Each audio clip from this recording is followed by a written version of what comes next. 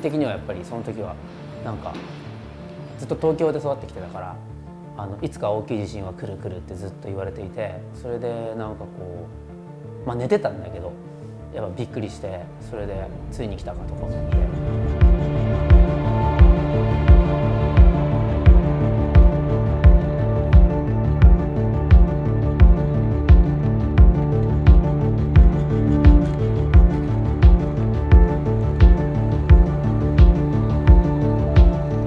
それでなんかテレビ見たらとにかくなんか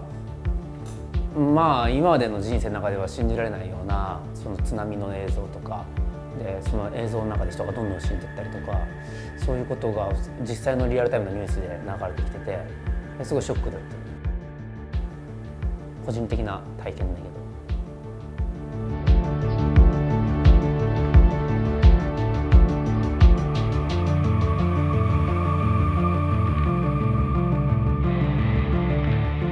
やっぱりその時アーティストたちがみんななんかこう何もやっぱりこうできなくなっちゃったっていうか、アートってすごい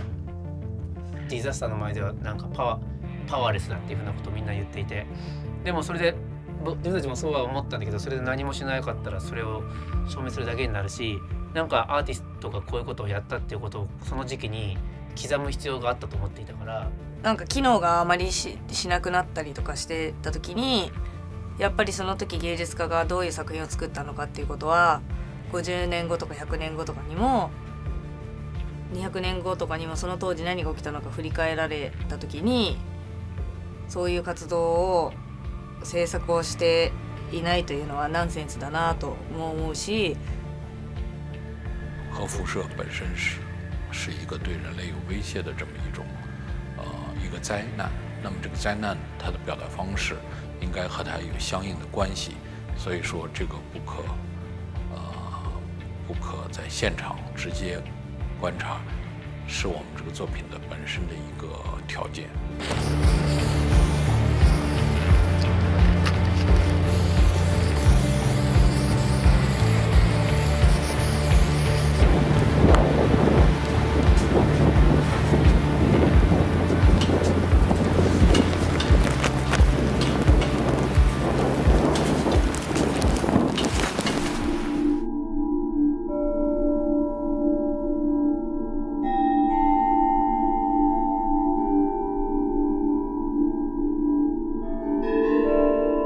津波の被害は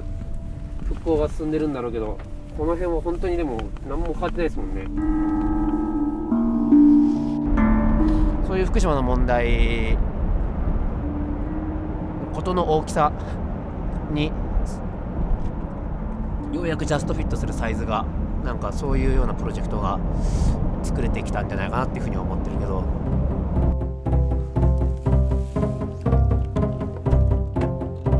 Don't Follow the Wind is an exhibition inside the exclusion zone of Fukushima. Chim Poms, the originators of the project, invited 12 artists to visit the zone and to make a work that would react to anything that happened in that place. The infrastructure of it comes from buildings that are donated, that are in the kind of irradiated zone, whose building owners have basically said that they're never going to go back to. So the idea was to build a museum or an exhibition inside of this exclusion zone, albeit one that nobody would be able to go to. And so this exhibition would kind of haunt our consciousness of what may or may not be inside that zone.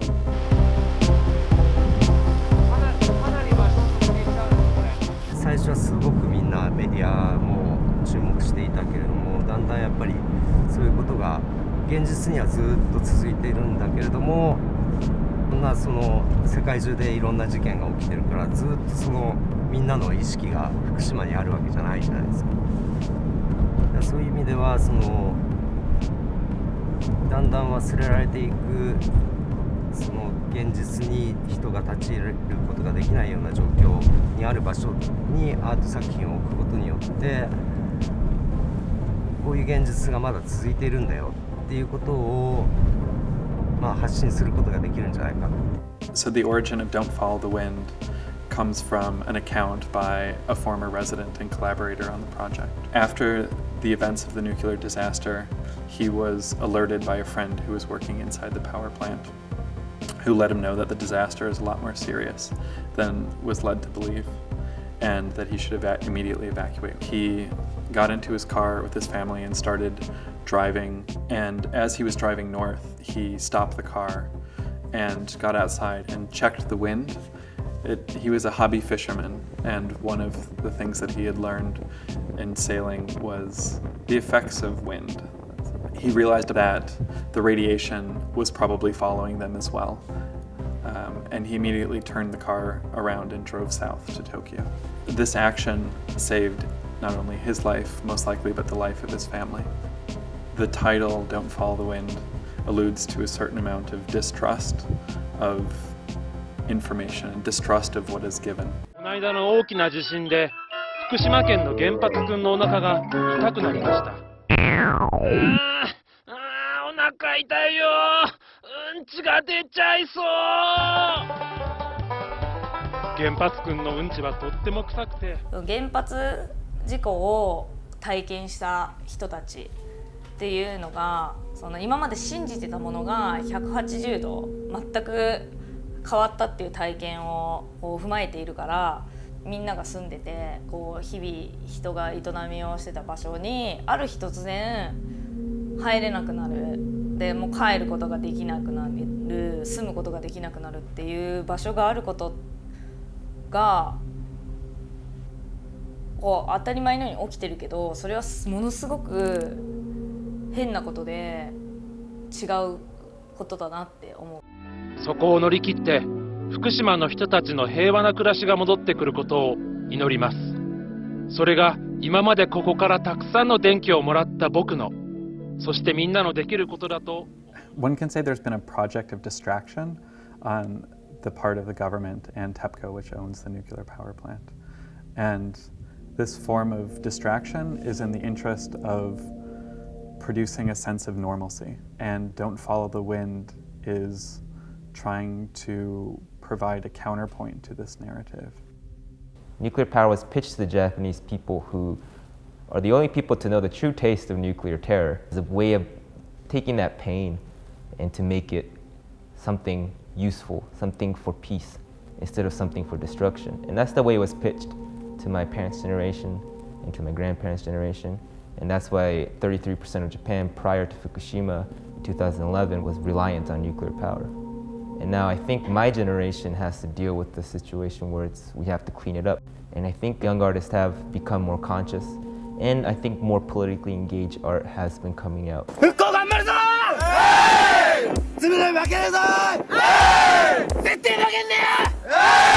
Chim Poms is said to be most controversial artist in Japan, and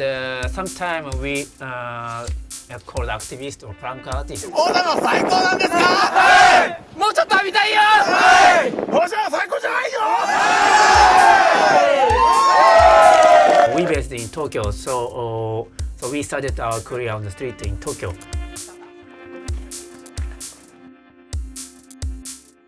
And so this is a beginning work called Super Rat. So the super rat is an art piece that is a rat that's been killed and been taxidermized and painted yellow. It's a signature Chim Pom piece.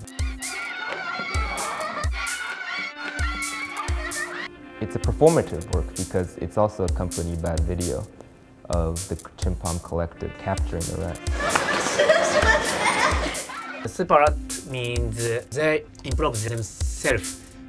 to be stronger and smarter against poison and trap by humans. So we felt we had sympathy to them between fear and the respect. The Chim Pom collective thought that after Fukushima that we ourselves are the super rats now. We are the creatures that have to live in an adverse environment. 初めて立ち入り禁止区域に来たのは、2011年の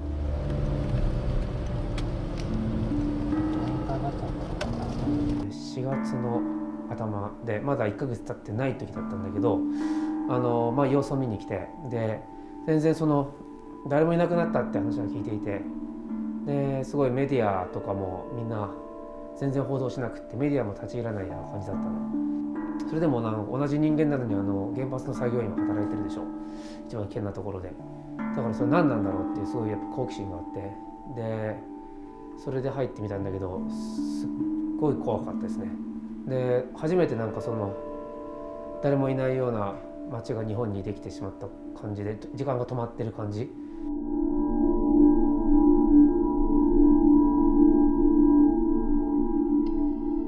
全然人がこう入らないからとはいえ、汚染された土が黒い袋に入ってるんだけど、それが積み上がってたりとか、もう自然と破壊がそのまんま残っているって感じですね。This exhibition isn't just an exhibition that you can't go see because the curators are trying to be tricky and the artists are trying to be tricky and create this thing. You can't go see it because it's dangerous and it's poisonous to go see it.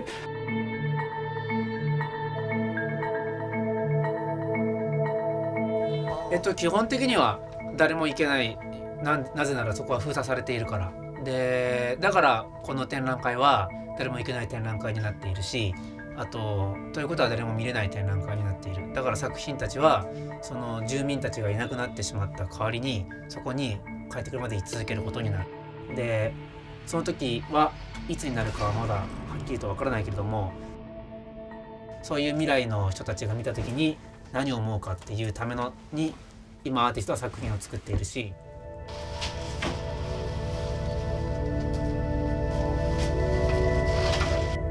它跟我过去作品的联系，体现在很多方面。一个是，这个作品它所涉及的这个题材和它所涉及的我们生活中的一些问题。一个部分呢是，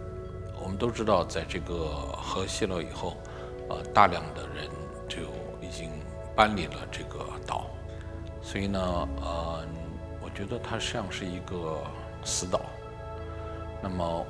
我们的一个方案是利用太阳能的这个能源来给这个其中的一间房子提供这个光源，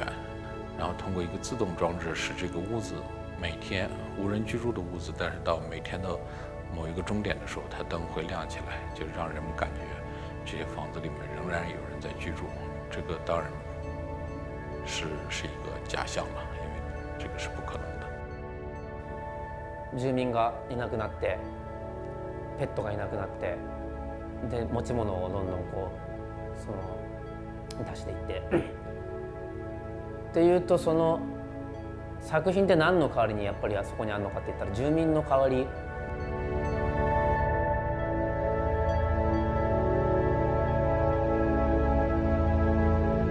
看到这个屋子里面，它的大量的使用的物品呢，人们是因为匆匆的离去的，甚至这些物品因为有这个核放射性的这种污染，所以人们也不能碰。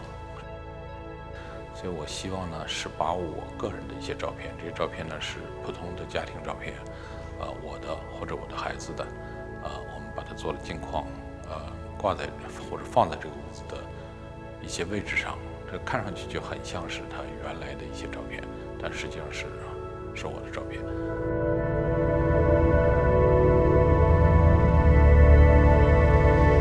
アイウェイウェイも帰還困難区域みたいなシチュエーションの人で、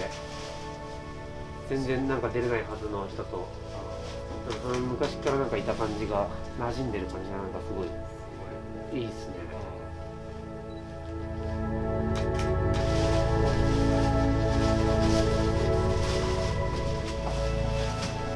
Eva and I, we work a lot with the internet in general, and with computers, and with communication.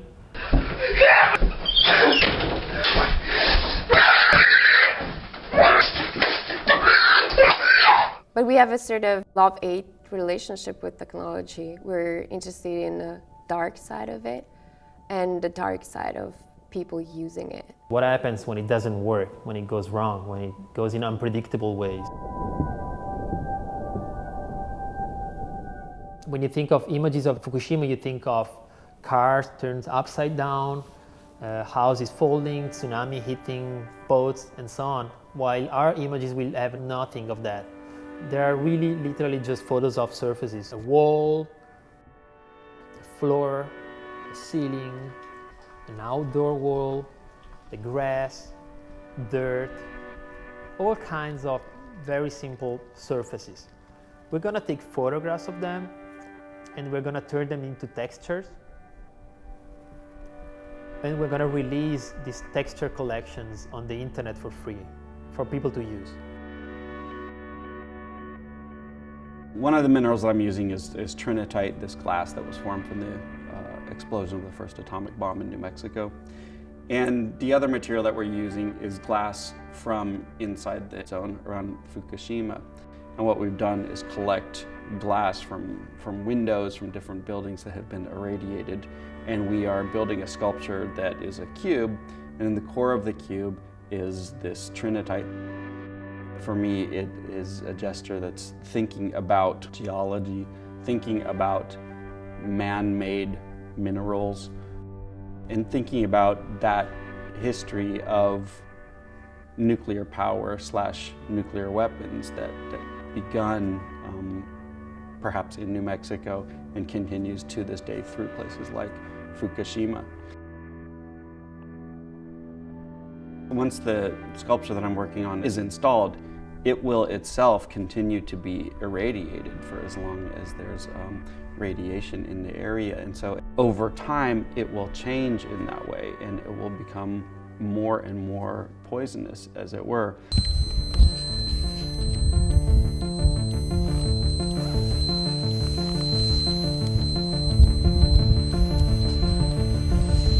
It was a problem for some of the artists involved, you're going to a dangerous place, you're doing it for an art project or for some issues you really believe in, but still you're putting yourself into danger and risk. For sure, yes, I thought about my health, but whenever we had the possibility to travel to Fukushima, we said yes right away. It's getting higher and higher. Oh, 580. 540. Yeah, you don't want to know how much. It's going up. Okay, it's enough. なんかちょっと気になりますのがあんまり早く長くいるほどやっぱり何か健康に危ない気持ちはありますね。それは気持ちはあるけど、まああんまりそれを気にしていたらプロジェクト自体できないから、なんかまあこれぐらいなら自分でもいけるから大丈夫かなっていうところらへんでやってるけど。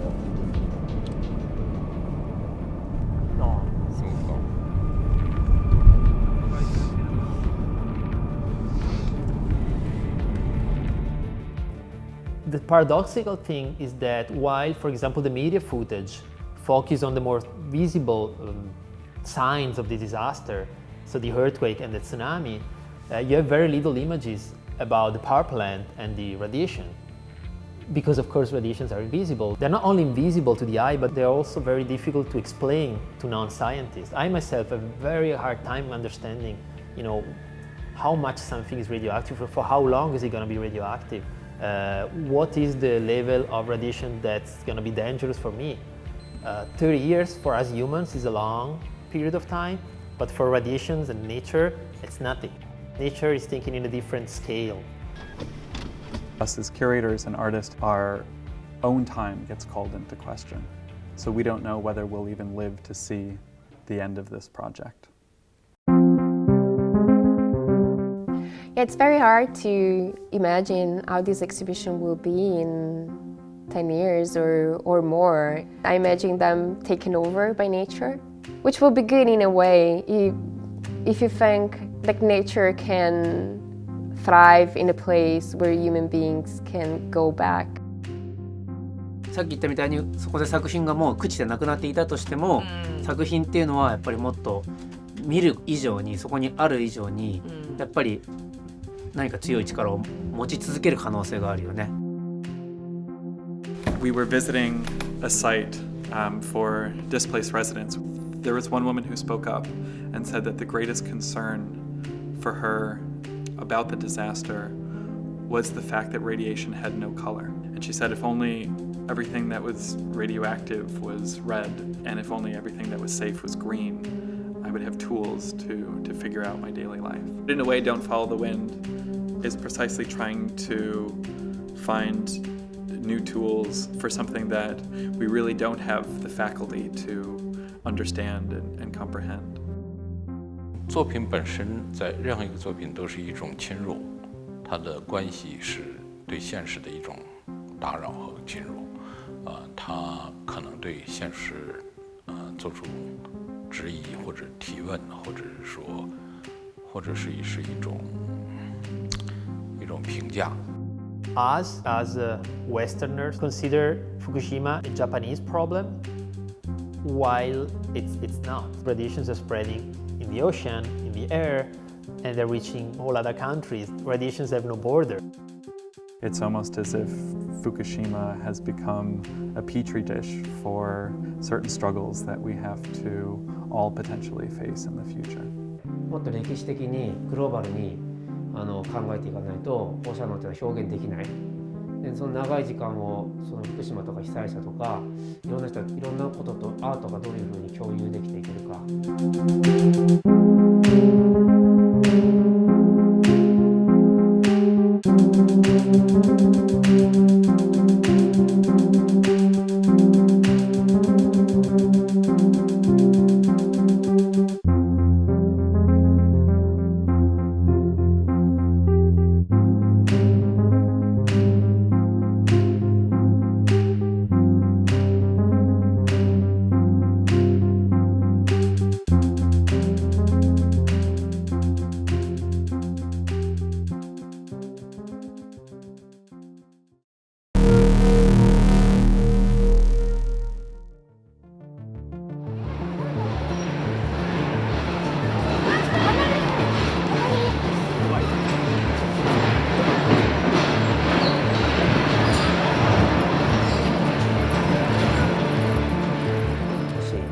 個人的にはやっぱりその時は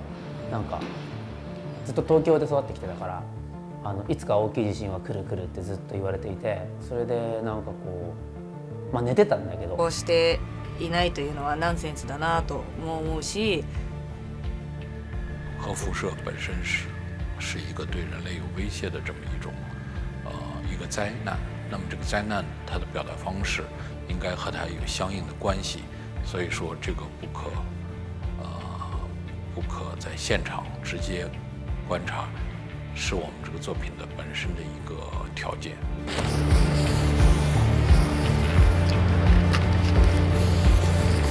みんな言っていて、でもそれで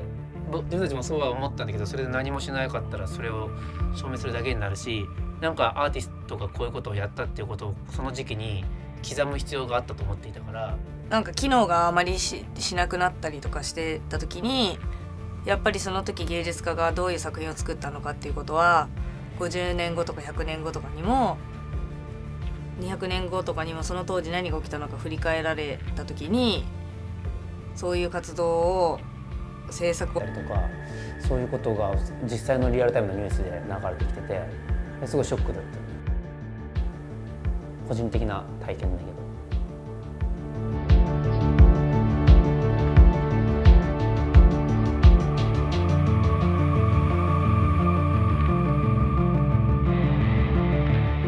やっぱりその時アーティストたちがみんななんかこう何もやっぱりできなくなっちゃったっていうか、アートってすごいディザスターの前ではなんかパワーレスだっていうふうなことやっぱびっくりして、それでついに来たかとか思って。